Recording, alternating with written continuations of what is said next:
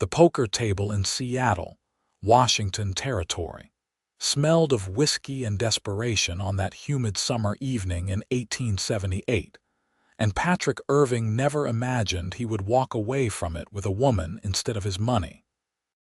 The cards had been laid out in front of him for the better part of 3 hours, and the pile of chips at the center kept growing while his own stack dwindled to nearly nothing. Across from him sat Marcus Webb, a gambler whose reputation for crooked dealing stretched from here to San Francisco, his yellowed teeth showing through a smile that made Patrick's stomach turn. "I am out," Patrick said, pushing away from the table. His ranch was barely holding on as it was, and he could not afford to lose another dime to this snake of a man. "Hold on now, cowboy," Marcus drawled, his fingers drumming against the green felt. "One more hand. I have got something you might be interested in wagering for." Patrick should have walked away right then. Any sensible man would have. But loneliness did strange things to a person's judgment, and after 3 years of working his land with nobody but his horse and a few ranch hands who came and went with the seasons, he found himself hesitating. "I do not have anything left to bet," Patrick said. Marcus gestured to someone in the shadows behind him. "I am not asking you to bet anything. I am offering you a chance to win something valuable, something worth more than all the money on this table." A woman stepped into the lamplight, and Patrick felt his breath catch. She was younger than he expected, maybe 22 or 23, with dark auburn hair that fell past her shoulders and eyes the color of storm clouds. Her dress was worn but clean, and she held herself with a dignity that seemed at odds with her circumstances. Her name was Julia Vance, though Patrick would not learn that until later. "This here is my property," Marcus said, and the word made Patrick's jaw clench. "Won her from her father in a game much like this one about 6 months back. Pretty thing, is she not? Can cook, clean, probably other things too, though I have not had the chance to find out. Been saving her for the right opportunity." Julia's face remained impassive, but Patrick saw her hands ball into fists at her sides. Her gray eyes met his for just a moment, and in that brief connection he saw not pleading but defiance. She was trapped, but she had not broken. "You are talking about a human being," Patrick said, his voice low and dangerous. "I am talking about a debt her father owed me and never paid before he drank himself to death," Marcus replied, picking at his fingernails with casual indifference. "The law sees it my way. I have got papers and everything. But I am a businessman, and I see an opportunity for both of us to get what we want. One hand of poker. You win, she goes with you free and clear. I win, I keep that nice Morgan horse of yours I saw you ride in on." Every fiber of Patrick's being knew this was wrong. The whole situation stank worse than a cattleman's convention in August. But when he looked at Julia again, he saw the slight tremble in her jaw, the way she was holding herself together through sheer force of will. If he walked away now, what would happen to her? Marcus Webb was not known for his kindness or his morality. "Deal the cards," Patrick said, sitting back down. Marcus grinned, showing those terrible teeth again, and began shuffling with the practiced ease of a man who had done this thousands of times. Patrick watched his hands carefully, looking for any sign of manipulation, any hint of the cheating Marcus was famous for. But either the man was too good, or he was confident enough in his skills that he did not need to cheat tonight.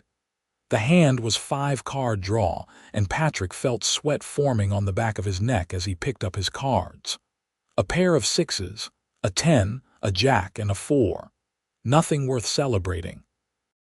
He discarded the 10, jack, and 4, hoping for something, anything, to improve his hand. Marcus drew 3 cards as well, his expression never changing. That was either very good or very bad. When Patrick looked at his new cards, his heart sank. A 3, a 7, and a king. just a pair of sixes. He had lost his horse, his pride, and any chance of helping the woman who stood silently watching them both. "Show your hand," Marcus said, laying down 3 tens with the confidence of a man who already knew he had won. Patrick started to lay down his cards when Julia spoke for the first time. Her voice was clear and steady with just a hint of an Eastern education underneath. "He palmed those tens from the previous hand. I watched him do it." Marcus's head snapped toward her. "You better shut your mouth, girl." "I will not," she said, taking a step closer to the table. "You put the 2 extra tens up your left sleeve when you were collecting the cards from the last round. I saw you do it clear as day, and so did the bartender." Everyone turned to look at the man behind the bar, a grizzled old-timer named Samuel who had been quietly polishing glasses. He nodded slowly. "The lady is right, saw it myself, was wondering if anyone else would notice." The room went very quiet. 2 other men who had been playing earlier in the evening stood up from their table in the corner. Patrick's hand moved to the revolver at his hip, not drawing it but making his position clear. Marcus's face had gone from smugly confident to the color of spoiled meat. "Now, hold on. Let us all just calm down here." "Put your real hand down," Patrick said. "And if you even think about reaching for your gun, you will regret it." For a long moment, Marcus looked like he might try something stupid. Then he slowly reached up his sleeve and let 3 cards fall to the table. With shaking hands, he turned over his actual cards. A pair of 3s and some nothing else. Patrick laid down his pair of 6s. "I believe that makes me the winner." Marcus started to protest, but the other men in the saloon were having none of it. The general sentiment among frontier men was that cheating at cards was about as low as a man could sink, and Marcus had been caught red-handed. Samuel came out from behind the bar with a shotgun cradled in his arms, not pointing it at anyone, but making his presence known. "I think you had better hand over those papers you mentioned," Patrick said. "The ones that say you own this woman." Marcus's hands were shaking with rage as he pulled out a folded document from his jacket pocket. Patrick took it, scanning the contents quickly. It was legitimate enough, or at least as legitimate as such an evil thing could be. Julia's father, a man named William Vance, had signed her over as collateral for a gambling debt of $300. The very idea made Patrick sick. "This is wrong," Patrick said, looking at Julia. "No person should own another, not ever." "Maybe so," Marcus spat. "But I won her fair, and now you have won her the same way. That is the law." Patrick stood, the paper still in his hand. Without taking his eyes off Marcus, he held it over the oil lamp on the table until it caught fire. He let it burn until the flames nearly reached his fingers, then dropped it to the floor and crushed the ashes under his boot. "There is no law about something that does not exist anymore," Patrick said. "Miss, you are free to go wherever you please." "I am not your owner, and I will not pretend to be." Julia stared at him with an expression he could not quite read. Shock, maybe, or disbelief. "Just like that, just like that. I am sorry for what happened to you, and I am sorry your father put you in this position. But you are your own person, and you should be free to make your own choices." She was quiet for a long moment, and Patrick could see her mind working behind those storm-gray eyes. Finally, she asked, "Where are you headed when you leave here?" "Back to my ranch." "It is about 10 miles north of town. Small operation, just me and a couple of hands when I can afford them. Cattle mostly, some horses. Nothing fancy, but it is mine." "Do you need a cook?" The question caught him off guard. "What? I can cook," like he said. "I can also keep books, mend clothes, and handle a rifle if needed. I spent the last 3 years helping run my father's trading post before he gambled it away along with everything else. I do not have anywhere else to go, and I do not have any money." I am offering to work for you in exchange for room and board until I can figure out what to do next. A business arrangement, nothing more." Patrick looked at her carefully, trying to understand. "You do not have to do that. I could give you money for a stage ticket, help you get to wherever you have family. My mother died when I was 14. My father is dead. I do not have any other family, and I do not want your charity." Her chin lifted slightly, proud despite everything. "I want honest work for honest pay. Are you offering or not?" There were about a dozen reasons why this was a bad idea. The impropriety of having an unmarried woman living on his ranch, the gossip it would cause in town, the complication of having someone around when he had gotten so used to being alone. But when he looked at Julia Vance standing there in her worn dress with her shoulders back and her eyes defiant, he found himself nodding. 50 cents a day plus room and board. You will have your own cabin, the old foreman's quarters. It is not much, but it is private and secure. You work for me and you are free to leave whenever you want. Does that sound fair?" For the first time since he had seen her, Julia smiled. It was a small thing, barely there, but it transformed her face from merely pretty to genuinely beautiful. "That sounds more than fair, Mr. Irving." "Patrick Irving. Just Patrick is fine. Julia Vance. Just Julia is fine too." They shook hands on it right there in the saloon while Marcus Webb gathered what was left of his dignity and his money and slunk out into the night. Patrick had no doubt the man would cause trouble eventually, but that was a problem for another day. Right now, he had to figure out how to get his new employee back to the ranch and settled in without making things more awkward than they already were. The ride back to the ranch took about an hour and a half, with Julia sitting behind Patrick on his Morgan horse, a magnificent chestnut mare named Rosie. The summer night was warm, and crickets sang in the grass on either side of the dirt road. Julia kept her hands carefully on the back of the saddle rather than around Patrick's waist, maintaining as much propriety as possible under the circumstances. "I appreciate what you did back there," Julia said after they had ridden in silence for a while. "Burning those papers." "You did not have to do that." "Yes, I did," Patrick replied.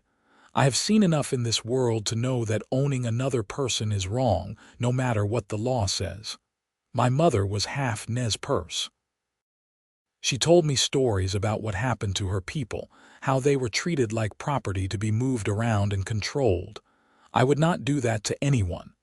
Julia was quiet, processing this information.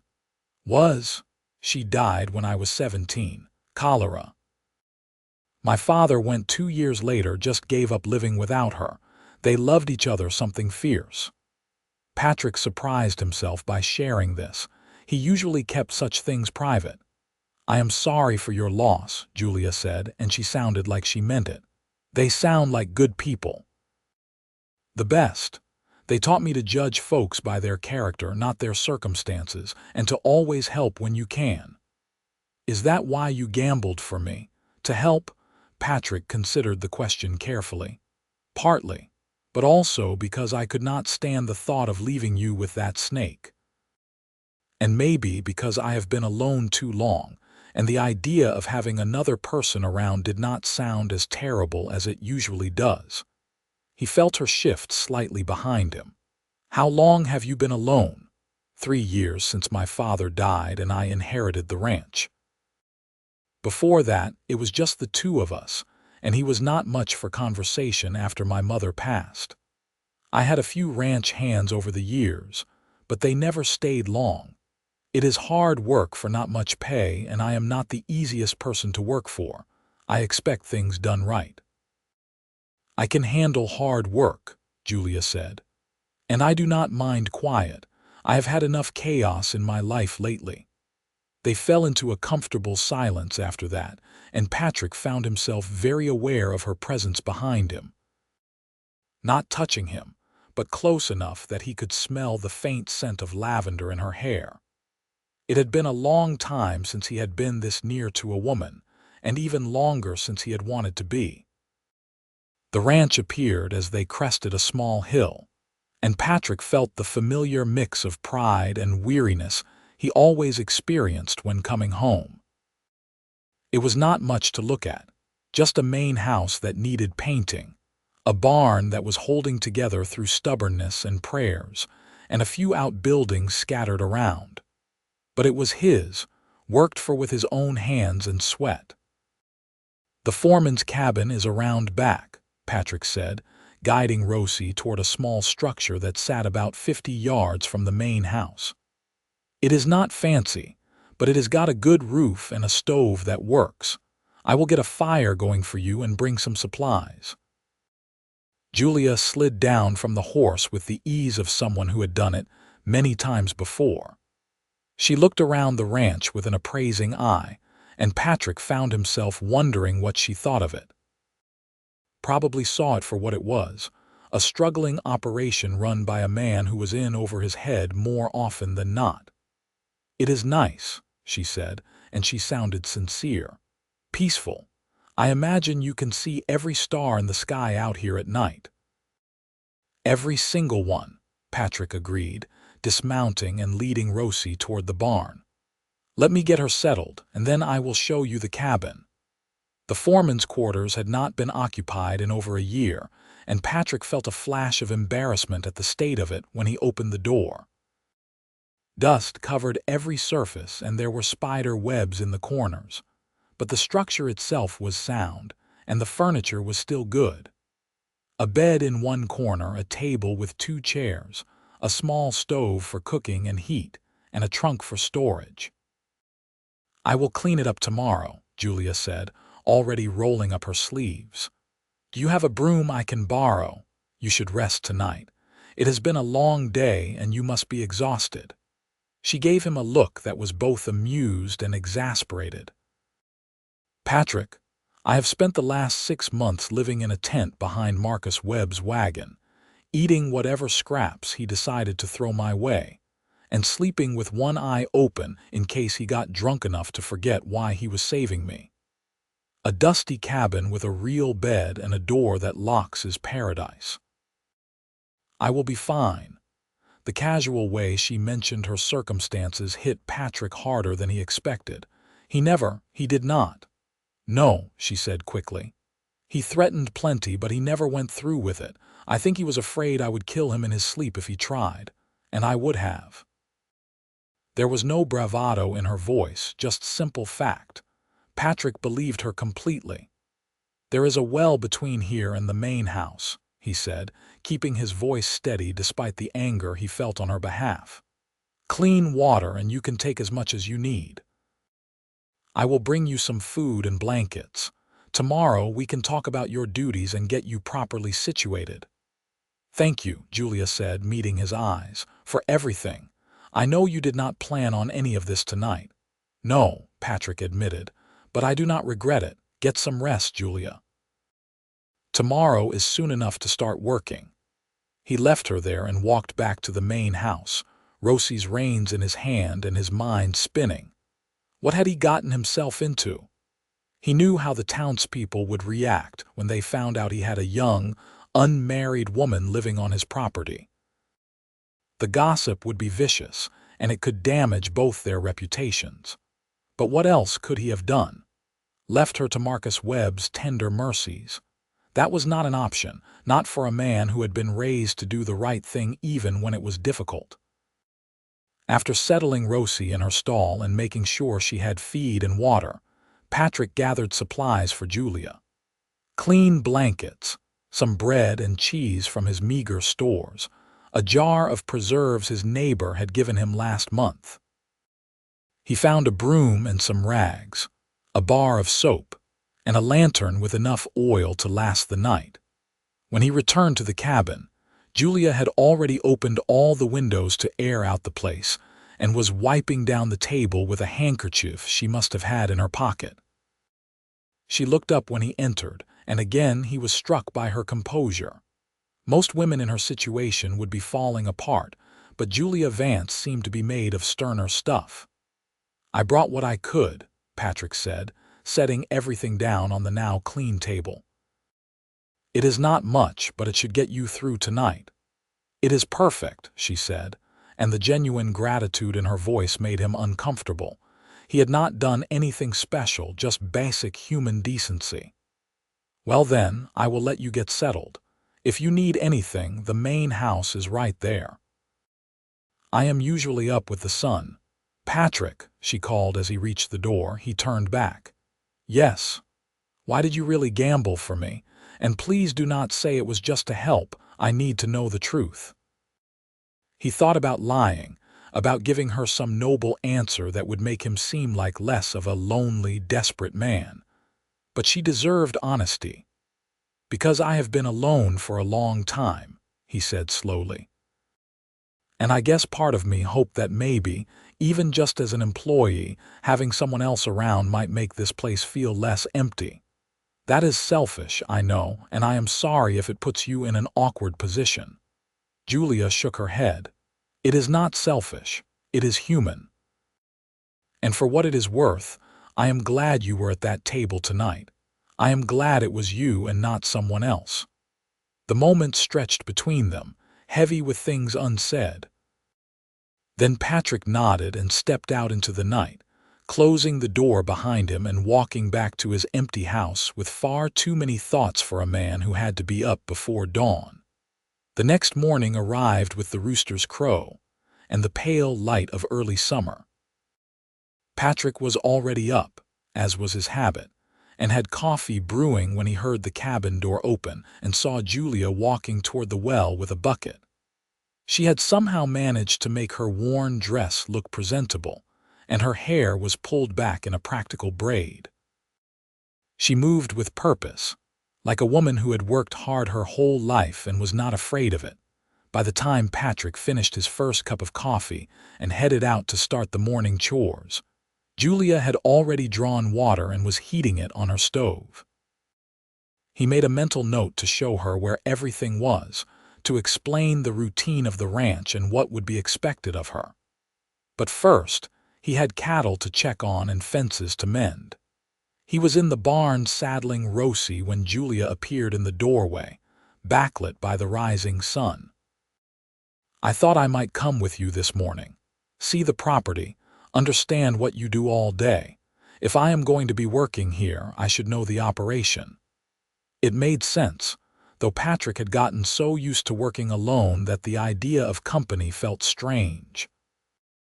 But he nodded and grabbed the saddle for his other horse, a gray gelding named Smoke. "Have you ridden much?" "Enough," Julia said, taking the saddle from him with capable hands and approaching Smoke. The horse eyed her warily, but she spoke to him in low, soothing tones, and within minutes she had him saddled properly. Patrick was impressed despite himself. They rode out together as the sun climbed higher, and Patrick showed her the boundaries of his property such as they were. 200 acres of grassland and rolling hills, with a creek running through the western portion that kept his cattle watered. He had about 40 head at the moment, down from the 60 he had started with 2 years ago. Disease and hard winters had taken their toll, and he had not had the money to replace what he lost. "You run this whole place yourself?" Julia asked, watching a small herd of cattle grazing near the creek. "Mostly. I hire hands during branding and roundup, but the rest of the year it is just me. Cannot afford full-time help with what the cattle bring in." Julia was quiet for a moment, studying the land with the same appraising eye she had used on the cabin. "You could diversify. Run some sheep on the north pasture where the grass is too sparse for cattle. Maybe plant a kitchen garden near the house, sell the extra produce in town. Keep chickens for eggs and meat." Patrick had thought about some of those things before, but hearing someone else suggest them made them seem more possible somehow. "That would take money I do not have, and time." "It would take work," Julia corrected. "I can handle the garden and the chickens. You would barely notice them, and it would cut your food costs significantly. As for sheep, you could start small, maybe 5 or 6 ewes and a ram, Build up from there. You know about sheep ranching. My father's trading post was in Montana near sheep country. I picked up a few things. She turned to look at him directly. I am not just offering to cook and clean, Patrick. I can actually help you run this place, make it profitable, if you will let me. It was tempting, dangerously so. The thought of actually having a partner in this endeavor, someone to share the burden and the decisions, made something in his chest feel lighter than it had in years. But it also scared him. Depending on someone, trusting them, that was a risk he had not taken in a long time. Let us start with the garden and chickens, he said finally. See how that goes. I would need to get supplies from town anyway. Julia's smile was worth every risk he was taking and then some. I will make a list. Over the next few weeks, the ranch transformed in small but significant ways. Julia proved to be as capable as she had claimed, rising before dawn to tend her growing garden, and the dozen chickens Patrick had purchased on their first trip back to Seattle together.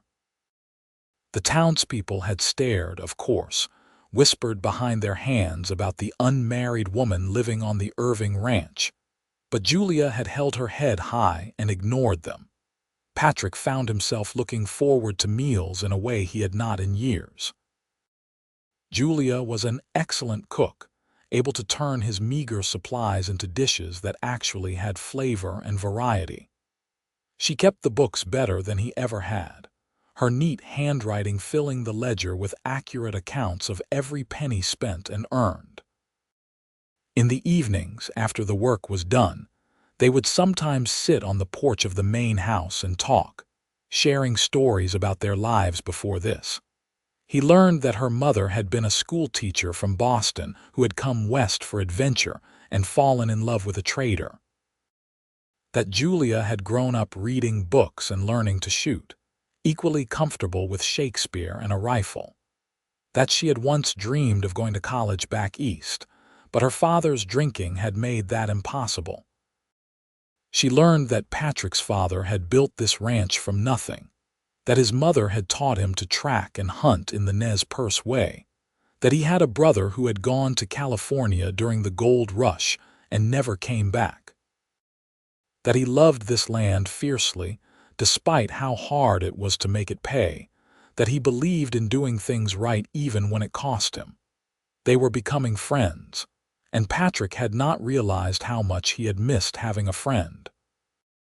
But there was something else growing between them too, something neither of them acknowledged out loud.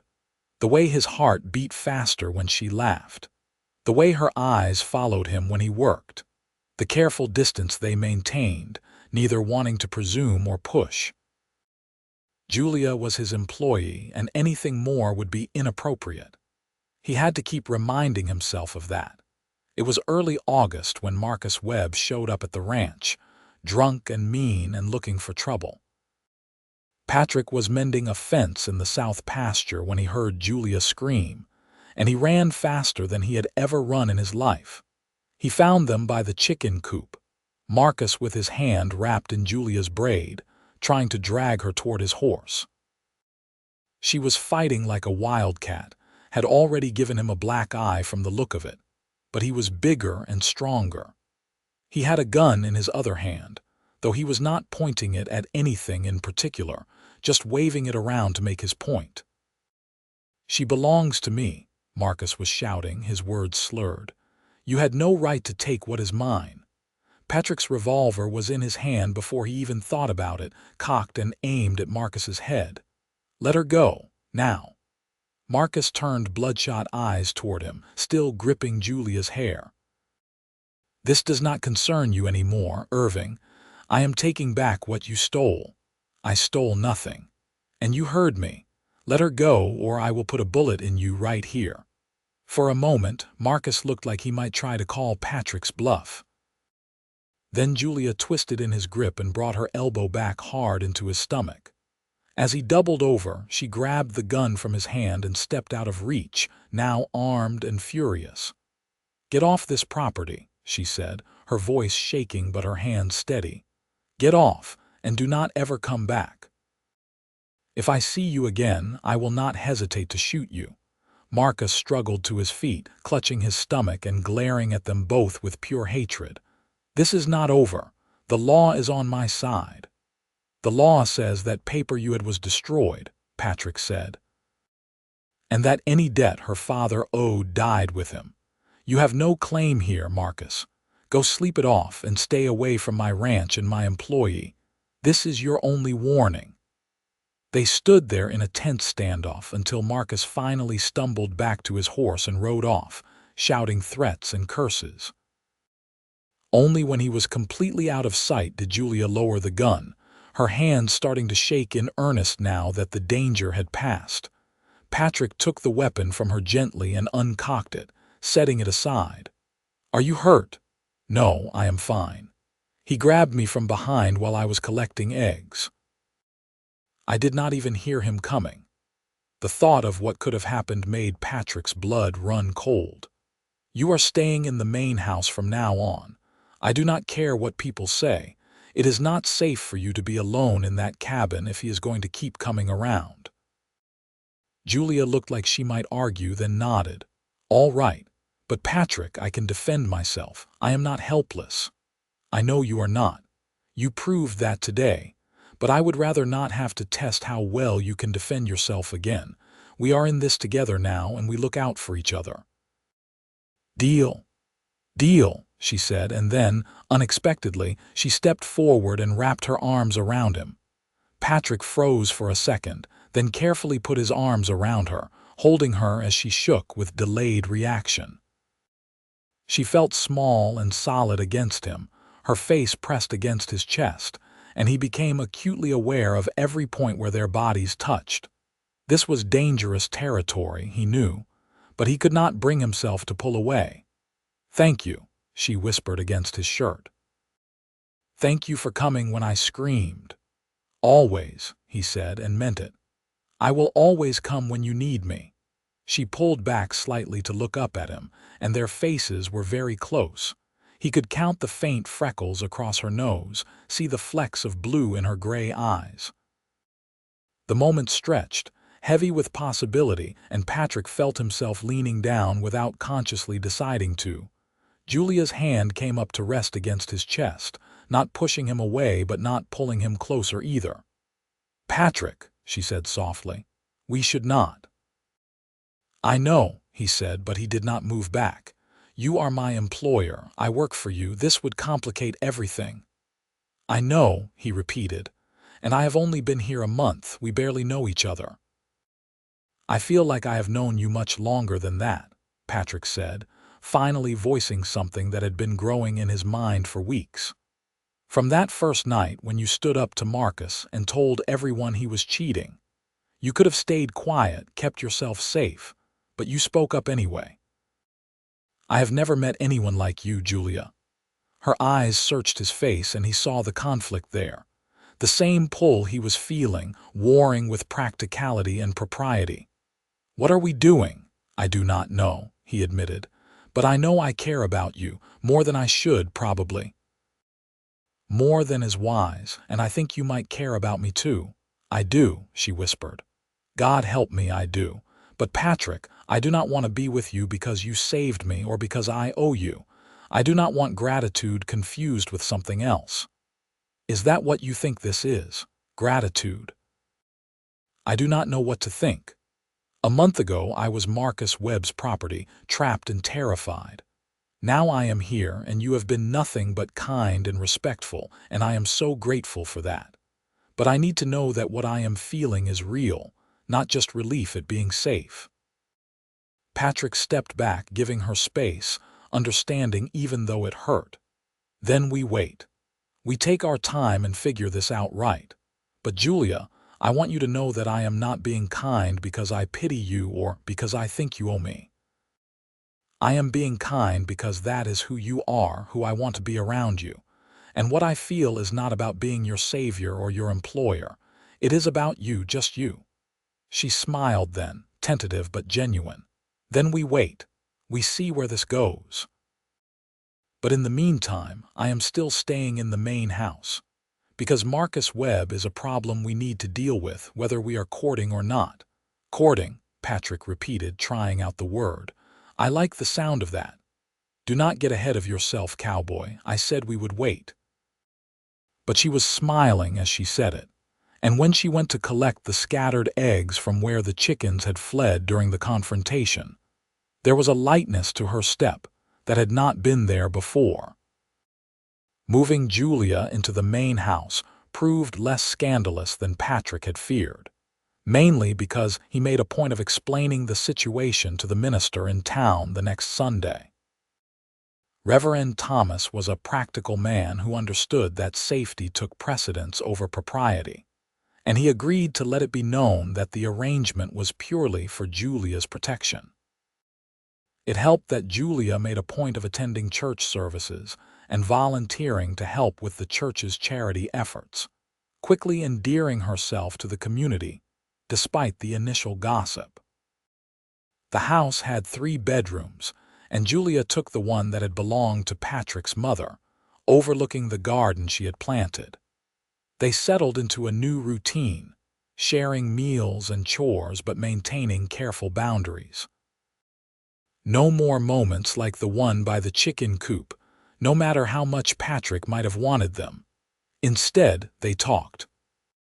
Long conversations over coffee in the mornings before the work began, and again in the evenings when they were both too tired to do anything but sit on the porch and watch the sun set.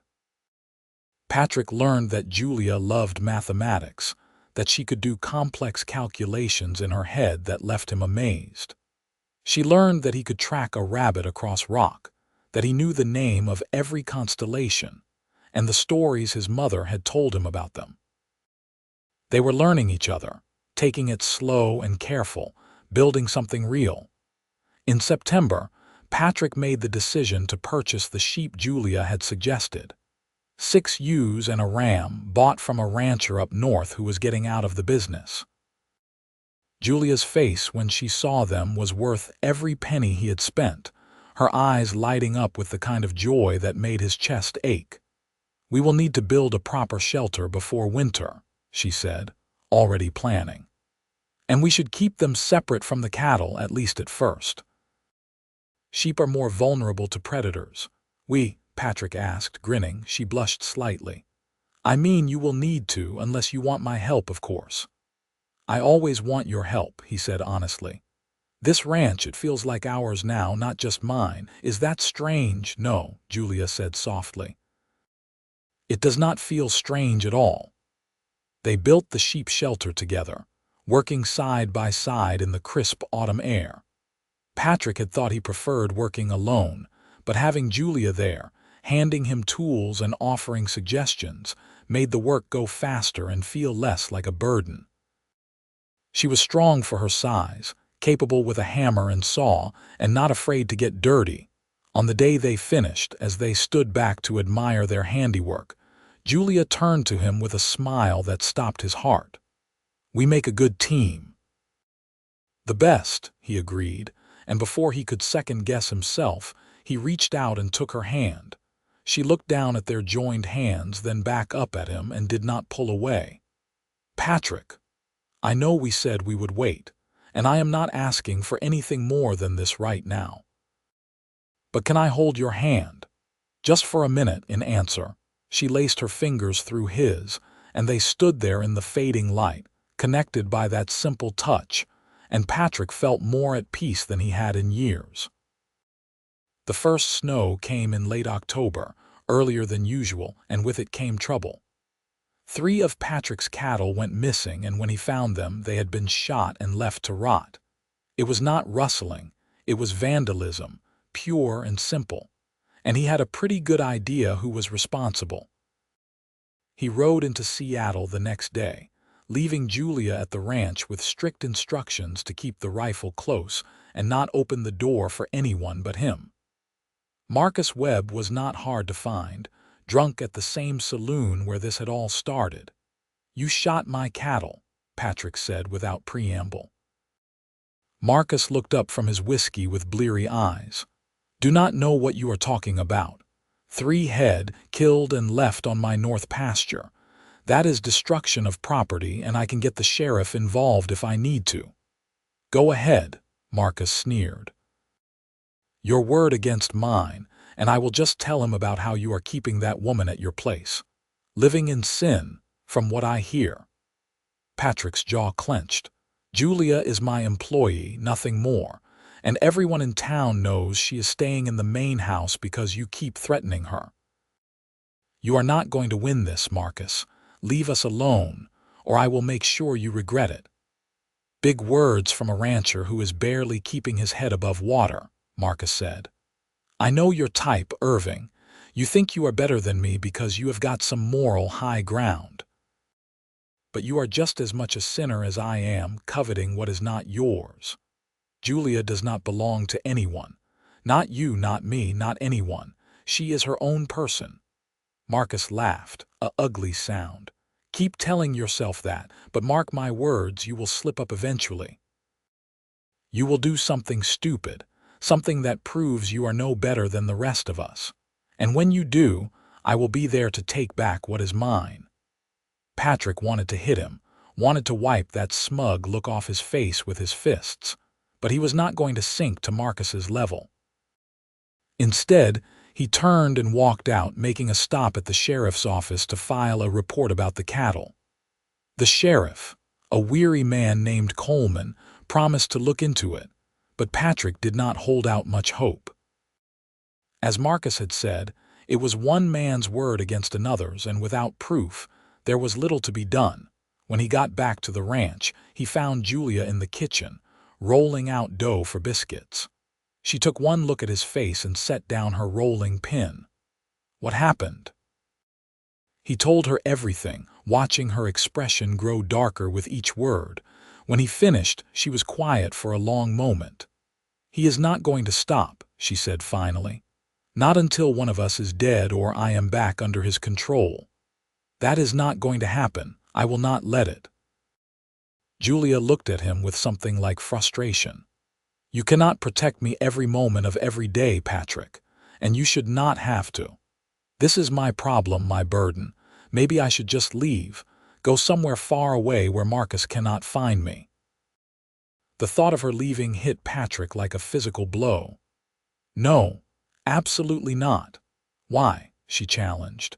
"Give me one good reason why I should stay and let you keep fighting my battles." "Because I love you," Patrick said, the words coming out before he could stop them. "Because over these past few months, you have become the most important person in my life. Because when I think about my future, you are in it. Not as my employee, not as some obligation, but as my partner, as the woman I want to build a life with. That is why." Julia stared at him, her eyes wide with shock. "You love me?" "Yes," he said, committed now. "I know it is fast, and I know the circumstances are complicated, but it is the truth. I love you, Julia Vance. I love your strength and your intelligence, and the way you make this ranch feel like a home instead of just a place I work. I love how you are not afraid to get your hands dirty, how you stand up for what is right even when it is scary. I love the sound of your laugh and the way you hum when you are concentrating on something. I just love you." She was crying now, tears streaming down her face, and for a horrible moment, Patrick thought he had made a terrible mistake. Then she crossed the distance between them and kissed him, flour-dusted hands coming up to cup his face as she pressed her lips to his. It was nothing like the almost kiss by the chicken coop. This was real and certain and full of everything they had been holding back for months. Patrick wrapped his arms around her, pulling her close, kissing her like she was the air he needed to breathe. When they finally broke apart, both breathing hard, Julia was smiling through her tears. "I love you too," she said. "I have been trying not to, trying to be sensible and practical. But I love you, Patrick Irving, and I do not want to leave. I want to stay here and build a life with you and fight Marcus Webb if we have to, together." "Together," Patrick agreed, kissing her again because he could now, because she loved him back and it felt like a miracle. They were married 3 weeks later, in a small ceremony at the church with Reverend Thomas officiating and a handful of townspeople in attendance. Julia wore a simple blue dress that she had made herself, and Patrick wore his best suit, which was not saying much but was clean and pressed. They exchanged vows and rings, Patrick's mother's wedding band fitting Julia's finger perfectly, and when the Reverend pronounced them husband and wife, Patrick felt like the luckiest man alive. The wedding night was tender and sweet, all the careful boundaries they had maintained finally coming down. Julia was nervous and Patrick was patient, and together they figured it out, creating something beautiful between them. Afterward, lying in bed with Julia's head on his chest and his arms around her, Patrick felt a sense of completeness he had never experienced before. "I love you, Mrs. Irving," he whispered into her hair. "I love you too, Mr. Irving," she replied, pressing a kiss over his heart. Marcus Webb showed up 2 days later with a shotgun and drunk courage, demanding his property back. He found Patrick and Julia working together to repair a section of fence, and before he could even get his gun raised, Julia had her rifle pointed at his chest. "You have 3 seconds to get off our land," she said, her voice calm and cold. 1. "You belong to me," Marcus shouted. "I won her fair and square, Irving. You had no right to marry her." 2. Julia continued, not even blinking. Patrick had his own gun drawn now, standing beside his wife with a united front. "You never owned her, Marcus, and if you come onto my property again threatening my wife, I will kill you myself. That is not a threat, it is a promise." 3. Julia said, and the click of her rifle cocking was loud in the sudden silence. Marcus looked between them, seemed to finally understand that he had lost. With a string of curses, he turned his horse and rode off, and this time they never saw him again. Word reached them a few months later that he had gotten into a knife fight in a saloon in Portland and lost. Patrick could not muster much sympathy. Life settled into a comfortable rhythm after that. The ranch prospered under their joint management, with Julia's business sense and Patrick's hard work combining to make the operation profitable for the first time in years. The sheep did well, producing quality wool that fetched good prices in Seattle. The garden provided enough produce to feed them and sell the excess. They even started a small horse breeding program, with Rosie as their foundation mare. In the spring of 1879, Julia discovered she was pregnant. She told Patrick over breakfast one morning, just stated it plain and simple while passing him the biscuits, and he nearly fell out of his chair. "Are you certain?" he asked, coming around the table to kneel beside her chair. "As certain as I can be without seeing a doctor." "But yes, I am fairly sure. The baby should come in October, I think." Patrick pulled her into his arms, overwhelmed with joy and terror in equal measure. "We are going to have a baby." "We are," Julia confirmed, laughing at his expression. "Are you happy?"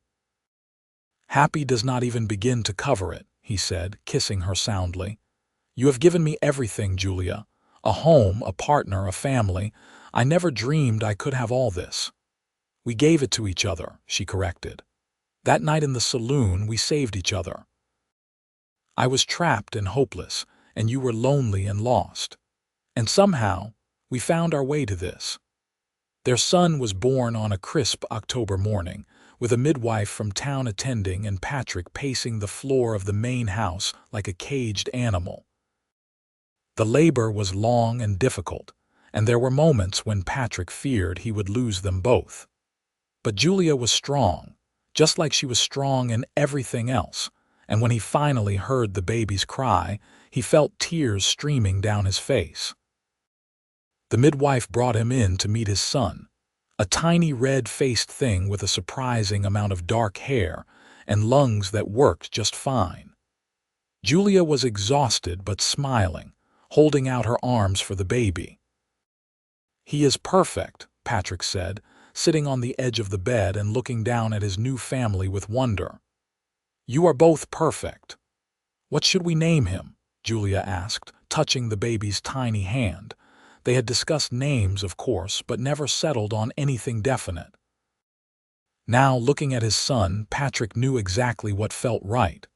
"William, after your father. He made mistakes, I know, but he gave me you. That is worth honoring." Julia's eyes filled with tears. "William Irving, I like that. Billy for short." Billy grew into a rambunctious, curious child who loved the ranch and everything on it. By the time he was 3, he was following Patrick around like a shadow, wanting to help with every chore. Julia watched them together with a smile, her hand often resting on her stomach. She was pregnant again, and this time they hoped for a girl. Their daughter arrived in the summer of 1882, an easier birth than Billy had been. They named her Rose after Patrick's mother's middle name, and she had Julia's gray eyes and Patrick's dark hair. With 2 children and a thriving ranch, the Irving family became a fixture in the community. Julia started a school for the local children, teaching them reading and mathematics in the front room of their house twice a week. Patrick served on the town council, helping to make decisions about the growing community. In 1885, they bought the adjacent property, doubling the size of their ranch. They hired 2 full-time hands, good men who became like family, and built a new barn to house their growing horse operation. Julia's sheep flock had expanded to over 40 head, and the wool business was bringing in steady income. They were not wealthy, but they were comfortable, and more importantly, they were happy. Years passed in the way they do, full of small moments that added up to a life. Billy growing tall and strong, learning to work the ranch alongside his father. Rose showing her mother's head for numbers and her father's way with animals. More children, 2 more sons and another daughter, filling the house with noise and laughter. Grandchildren eventually, as Billy married a local girl and started his own family. On a summer evening in 1910, Patrick and Julia sat on the porch of their house, watching the sun set over their land. They were both in their 50s now, with gray threading through their hair and lines on their faces earned through years of hard work and honest living. Their children were grown, scattered between the ranch and the town, all of them successful in their own ways. "Do you ever think about that night?" Julia asked, her hand in Patrick's as it had been for over 30 years. "In the saloon when you gambled for me." "Sometimes," Patrick admitted. "I think about how different my life would be if I had walked away from that table. How empty and lonely it would have been without you. I think about what would have happened to me if you had not been there," Julia said quietly. "Or if you had been a different kind of man. I was so scared, Patrick. I tried not to show it, but I was terrified." He squeezed her hand. "You never showed it. You were the bravest person I had ever met, still are." "I was not brave. I was desperate, but you gave me a chance to be brave, to be more than what Marcus Webb wanted to make me. You saw me as a person when everyone else saw me as property. You made me see that being alone was not the same as being strong," Patrick said. "You taught me that letting someone in, trusting them, that was the real courage. We saved each other, Julia, just like you said." She leaned her head against his shoulder, and they sat in comfortable silence, watching the stars come out one by one. The same stars Patrick's mother had taught him about, the same stars they had named for their children. The ranch spread out before them, a testament to their hard work and partnership. Cattle lowing in the distance, horses neighing in the barn, the garden Julia still tended full of vegetables and flowers. "I would do it all again," Julia said softly. "Every hard moment, every struggle. All of it to end up right here with you." "Me too," Patrick said, kissing the top of her head. "Every single moment." The years continued to be kind to them. They watched their grandchildren grow, passed down the stories of how they met, how a lonely rancher had gambled for a woman and won far more than he had ever expected. They celebrated anniversaries and birthdays, weathered losses and cherished gains.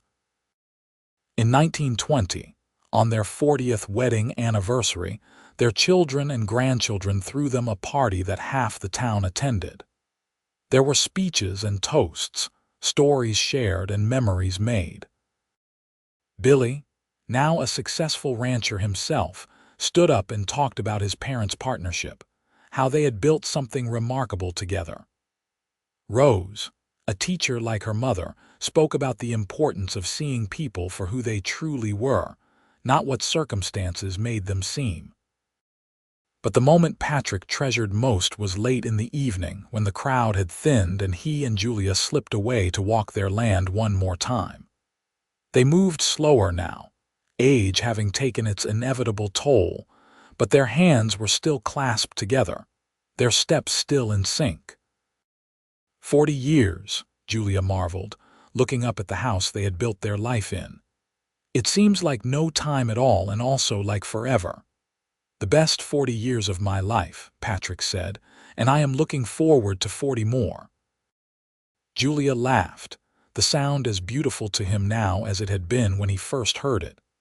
I do not know if we have 40 more in us, my love, but however many we get, I will spend them with you. They stood together in the moonlight, two people who had found each other in the darkest of circumstances and built something bright and beautiful.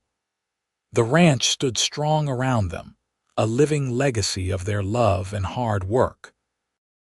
Their family slept peacefully, secure in the knowledge that they were loved and valued.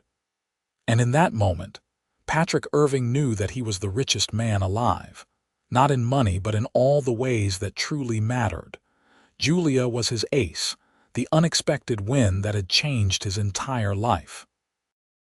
And he had been hers, the gamble that had paid off in ways neither of them could have imagined that night in a Seattle saloon so many years ago. They had saved each other, loved each other, built a life together that was worth every struggle and hardship. As they walked back to the house, arm in arm, Patrick thought about the boy he had been, lonely and lost, barely keeping his head above water. And he thought about the man he had become, surrounded by family and love and purpose. All because he had sat down at a poker table and refused to walk away when he should have. Sometimes the best gambles were the ones that seemed like the worst ideas. Sometimes the ace you never expected was exactly what you needed all along. And sometimes, if you were very lucky, you got to spend the rest of your life being grateful for that one moment of reckless courage that changed everything. Patrick and Julia Irving lived to see their 50th wedding anniversary, surrounded by children, grandchildren, and even a few great-grandchildren. They never stopped holding hands, never stopped looking at each other with love and respect, never stopped being partners in every sense of the word. And when they passed, within months of each other as couples who have loved deeply often do, they left behind a legacy not of wealth or fame, but of love, hard work, and the unshakable belief that every person deserved to be seen for who they truly were. The ranch stayed in the family, passed down through generations, each one knowing the story of how it all began. Of a lonely rancher and a trapped woman, of a crooked gambler and a poker hand that changed lives. Of love found in the most unlikely of places, and a partnership that stood the test of time. And on warm summer evenings, when the family gathered on that same porch where Patrick and Julia had spent so many hours together, they would look out over the land and remember. They would tell the stories again, keeping the memory alive, making sure that the legacy of love and courage that had started it all would never be forgotten. Because in the end, that was what mattered. Not the cattle or the sheep, not the land or the buildings, but the love that had built it all. The love between a rancher and the woman he had won at poker, who had turned out to be so much more than anyone could have expected. She had been his ace, his winning hand, his everything. And together, they had created something that would last long after they were gone, a testament to the power of seeing someone truly, loving them completely, and building a life together one day at a time.